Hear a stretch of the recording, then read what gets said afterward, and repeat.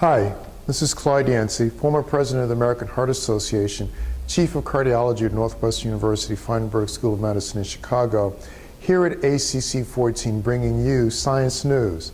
There's a fascinating news story to share with you today that entails the details from the release of the MADIT CRT long-term survival study.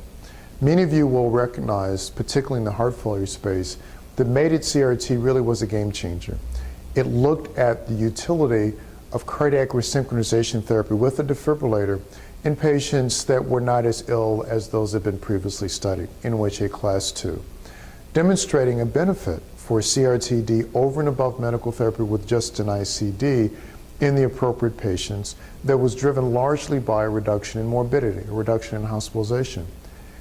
In a non-pre-specified endpoint, but in an appropriate capture of longitudinal data, the investigators extended the observations now beyond the first 2 to 3 years, which we saw originally, and now out to 7 years.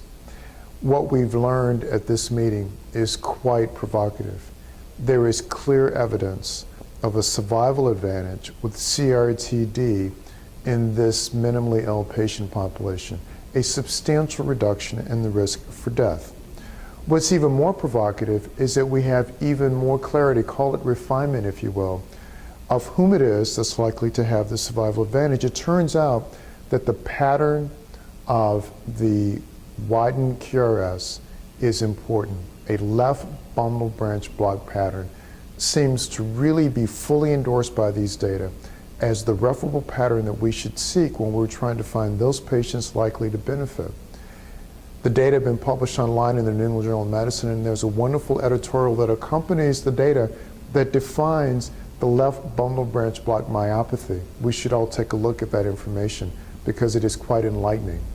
So where are we now? Well, we understand very nicely, and this is fully represented in the contemporary 2013 ACC-AHA heart failure guidelines, that in fact the patient with heart failure, class 2 through 4, with a wide QRS greater than 150 milliseconds and a left bundle branch block pattern ought to be the patient who gets CRT, barring any other contraindications. For those that have a non-left bundle branch block pattern, we should pause. For those that have a non-wide QRS, less than 150 milliseconds, we should pause. And especially for those with NOAHA class 1 or 2 symptoms, we should restrain the use of CRT in the non-wide group without a left bundle branch block. The rest of this deserves further thought and comment, maybe even more study, but for right now, we can tell you with some sense of veracity that the left bundle branch block pattern and the wide QRS is where the benefit resides, and we ought to seek every opportunity to give our patients the best benefit, that is device therapy plus evidence-based medical therapy, when that pattern exists. Again, this is Clyde Yancy from ACC 14 Science News, hopefully sharing with you provocative new thoughts that you can incorporate immediately in your thought process and maybe even in your practice. Thank you for tuning in.